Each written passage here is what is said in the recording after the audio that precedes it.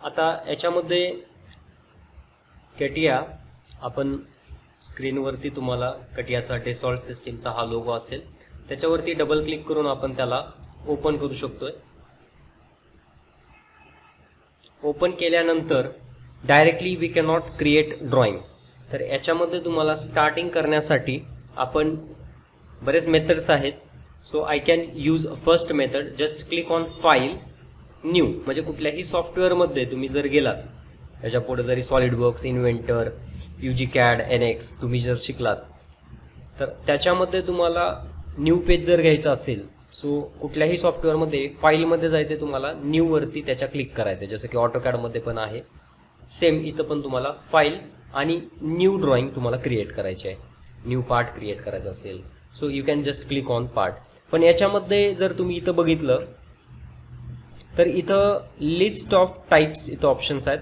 जर तुम्ही डायरेक्टली इथं जर ओके केलात तर ॲनालिसिसचे टूल तुम्हाला इथं बघायला भेटतील. कारण ऑटोकॅडमध्ये जसं की ड्राफ्टिंग अँड ॲनोटेशनमध्ये आपण काम करत होतो एकाचमध्ये, त्याच्यामुळं डायरेक्टली आपण ड्रॉइंग्स क्रिएट करू शकत होतो. पण हे हायर एंड सॉफ्टवेअर आहे, याच्यामध्ये वेगवेगळे वर्क बेंचेस आहेत. जसं की मी तुम्हाला सांगितलं होतं, you can just click on start button. इथं क्लिक केल्यानंतर तुम्हाला डिफरंट मॉड्यूल्स कटियामध्ये जे अवेलेबल्स आहेत ते तुम्हाला इथं बघायला भेटतील. जसं की मेकॅनिकल डिझाईनला लागणारे मॉड्यूल्स तुम्हाला वर्क बेंचेस या ठिकाणी बघायला भेटतील. Part design, assembly design, sketcher, weld design, mould, drafting. So हे खूप वास्ट सॉफ्टवेअर असल्यामुळं त्याच्यामधील आपण स्पेसिफिकली काही वर्क बेंचेस शिकणार आहेत. जसं की मेकॅनिकल डिझाईन, याच्यामध्ये आपण स्केचर शिकणार आहोत, पार्ट डिझाईन, असेंब्ली डिझाईन. त्याच्यानंतर शेपमध्ये जाऊन त्याच्यानंतर आपण wire frame and surface design आहे, हे पण इम्पॉर्टंट असतं. ड्राफ्टिंग आहे. या सगळ्या गोष्टी आपल्याला शिकायच्या आहेत सिलेबस वाईज. सिलेबस तुम्हाला शेअर केलेला असेल. तर इथं स्टार्टवरती क्लिक केल्यानंतर तुम्हाला इथे डिफरंट मॉड्यूल्स बघायला भेटतील. खूप सारे मॉड्यूल्स आहेत. आपल्याला पर्टिक्युलरली मॉड्यूल्स किंवा वर्क बेंचेस शिकावे लागतात as related to our syllabus. Mechanical डिझाईनला लागणारे जसं की खूप इम्पॉर्टंट आहे पार्ट डिझाईन करणे, assembly design, sketcher, wire frame and surface design. तर याच्यामध्ये ज्यावेळेस तुम्ही जाता, जसं की पार्ट डिझाईन, तर पार्ट डिझाईनला लागणारे टूलच इथं ओके करायचे. खाली पार्ट डिझाईनला लागणारे टूलच इथं फीचर, याला आपण फीचर बेस्ड सॉफ्टवेअर म्हटलेलं आहे, तर ते ऑन होतात. जसं की मी इथून स्विच केलं नंतर स्टार्टवरती मेकॅनिकल डिझाईन आणि इथं असेंब्ली डिझाईनवरती क्लिक केलं, म्हणजे आता हे टूल्स चेंज झाले. म्हणजे हे असेंब्लीला लागणारे, असेंब्ली वर्क बेंचमध्ये आलो आहे, असेंब्लीला लागणारे टूल्स आता अवेलेबल असतील. सो इथून आपण डिफरंट गोष्टी जास्त घेतो, जसं की sheet metal design. So if you have this, आता शीट मेटल वर्क बेंचमध्ये आलो आहे, तर ऑब्व्हियसली आपल्याला शीटला लागणारे वर्क बेंचेस इथं अवेलेबल असतील. तर हे टूलबार फ्लोटिंग असतात इथं, याला ड्रॅग करून आपण स्क्रीनवरती आणू शकतो किंवा इथून ड्रॅग करून याला ओरिजिनल पोझिशनला त्याच्या आपण प्लेस करू शकतो. सो असे आपल्याला प्लेन वर्क बेंच आणि मॉड्यूल कसे आपल्याला चेंज करायचे याच्याबद्दल पण माहिती असणं गरजेचं आहे. चला ठीक आहे. So will start how to create sketching in CATIA. First आपल्याला स्केचिंगबद्दल शिकायचं असेल किंवा स्केचर वर्क बेंच आपल्याला सुरुवात करायचं आहे, त्याच्या आधी आपल्याला याच्यामध्ये युजर इंटरफेसबद्दल थोडीफार माहिती असणं खूप गरजेचं आहे. म्हणजे हा युजर इंटरफेस जर असेल कटियाचा,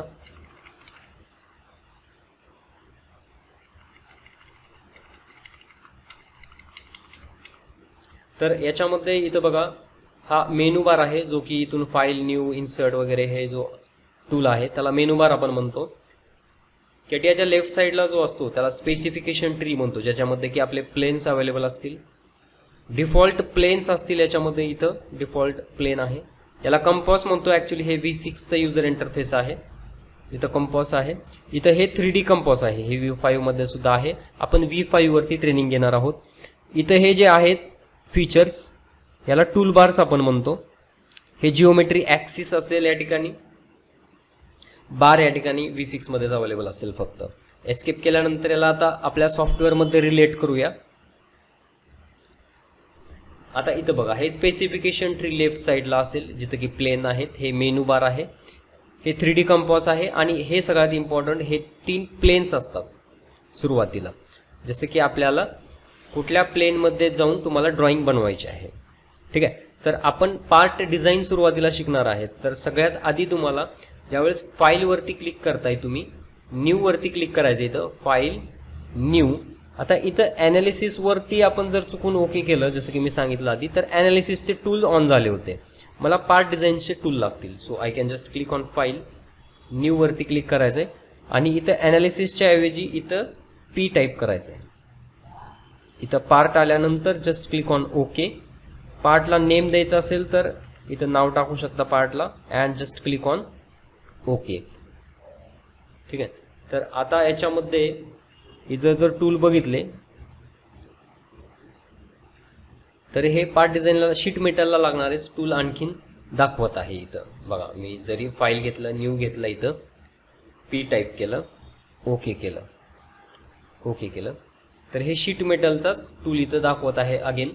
so I can just go to the start mechanical design and part design. म्हणजे पार्ट डिझाईन ओळखायचं कसं, तर हे स्केच बेस्ड फीचर आहे. म्हणजे ह्या टायटलवरती क्लिक करतोय मी, शिफ्ट दाबतोय म्हणजे हे हॉरिझॉन्टल होते, हे टूलबार, हे फ्लोटिंग टूलबार असतात त्याच्यामध्ये. ठीक आहे. तर हे स्केच बेस्ड फीचर हे पार्ट डिझाईनला लागणार आहे. ट्रान्सफॉर्मेशन फीचर हे पार्ट डिझाईनला लागणार आहे. जसं तुम्ही इथं स्टार्टमध्ये जाता, शेपमध्ये जाता आणि फ्री स्टाईलवरती क्लिक करता, तर हे फ्री स्टाईलला लागणारे टूल्स आहेत. सो पहिल्यांदा सगळ्यात आधी आपल्याला शिकायचं आहे part design. So I can go with the start mechanical design and click on part design. ठीक आहे. सो सिम्पली आत्तापर्यंत आपण काय केलेलं आहे मी एकदा क्लोज करून दाखवतो. सुरुवातीपासून काय करायचं आहे आपल्याला. Just double click on the KTR software, it will open in within a minute. Open झाल्यानंतर सगळ्यात आधी तुम्हाला स्टार्ट मेकॅनिकल डिझाईन आणि पार्ट डिझाईनवरती क्लिक करायचं आहे. आता इथून मला कुठलाही पार्ट बनवायचा असेल जसं की 3D, त्याला आधी 2D स्केच आपल्याला बनवावी लागते. तर 2D स्केच बनवण्यासाठी we must have a plane. तर प्लेनवरती आपल्याला क्लिक करायचं, म्हणजे इथं हे प्लेन्स आहेत वेगवेगळे.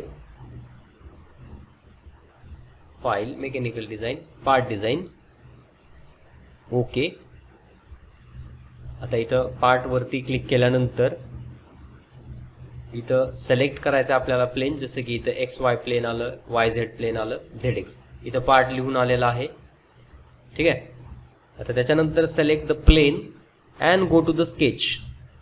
टूलबारमध्ये कुठेही असू शकतं स्केच, या ठिकाणी हा लोगो बघायचा आहे, आयकन बघायचा आहे आणि त्याच्यावरती क्लिक करून स्केचरमध्ये यायचं आहे आपल्याला.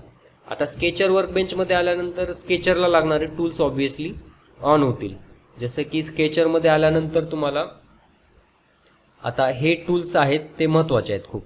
जसं की इथं मी सिस्टमॅटिकली दाखवतो. एक हा प्रोफाईल टूलबार एक कंपल्सरी लागतो, ज्याच्यामध्ये की सिंपल जिओमेट्रीज असतात आपले, लाईन, पॉलीलाईन, सर्कल वगैरे क्रिएट करण्यासाठी, रेक्टँगल. त्याला काही मॉडिफाय करायचं असेल जसं की फिलेट, चॅम्फर, ऑटोकॅड सारखं. ऑपरेशन टूलबार एक लागेल आपल्याला, मिरर, ट्रिम या गोष्टी ह्या ऑपरेशन टूलबारमध्ये असतील. डायमेन्शनिंग वगैरे तुम्हाला ॲड करायचे असतील किंवा रिलेशन्स ॲड करायचे असतील तर कन्स्ट्रेंट टूलबार एक लागेल आपल्याला. नेव्हिगेटर लागणार नाही, याला कट करतो. फिल्टर पण लागणार नाही, याला कट करतो. स्केच टूल एक खूप महत्त्वाचं टूल आहे, स्केच टूल एक लागेल. तर ह्या सगळ्या गोष्टी if in chance by chance तुमच्याकडे जर कॉम्प्युटरमध्ये नसतील तर इथं राईट क्लिक करायचं आपल्याला, म्हणजे ह्या सेक्शनमध्ये टूलबारच्या इथं नाही, तर इथं टूल जिथं होते त्या ठिकाणी राईट क्लिक करायचं आहे आणि इथून आपण ऑन ऑफ करू शकतो. जसं की स्केच टूल नाही आहे आता स्क्रीनवरती, तर इथं जस्ट राईट क्लिक आणि इथं स्केच टूल याला ऑन करा. याला तुम्ही फ्लोटिंग तुमच्या हिशोबाने ठेवू शकता पोझिशन याची. जस्ट क्लिक ऑन शिफ्ट, हे व्हर्टिकल होईल. शिफ्ट दाबून ठेवायचं, इथं क्लिक करायचं आहे, सोडून द्यायचं आहे. हे ऑपरेशन आणि कन्स्ट्रेंट.